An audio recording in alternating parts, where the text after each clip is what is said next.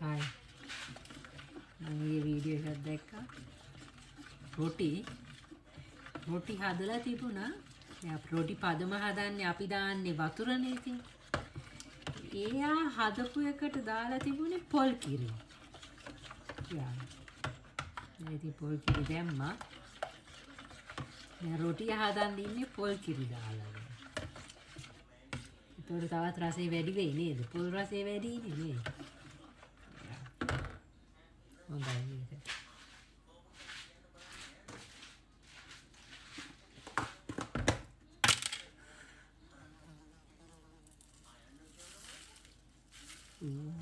Oh.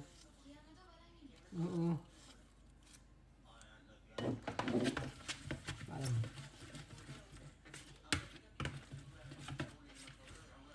යා අද රොටි මං කිව්වද මතකත් නැහැ කිව්වද කුකුල් මස් තීපස් එකේ තිබිලා හදපු එක ඉතින් එළියට දැම්මා දැන් කුකුල් මස්ුයි රොටි කන්නේ ඉන්නේ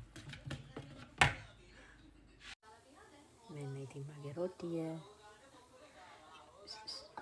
කුකුල් මස් එක මගේ කෑම එක රෙඩි බටර් ටිකකුත් දාගත්තා නැත්තම් ඇඟට හොඳ නෑනේ තෙල් මදි වුණොත් එහෙම නේද දැන් ඉතින් කතාවක් බල රොටි කනවා ඔයාලා මේ කතාව බලලා තියෙනවද මේක නියමයි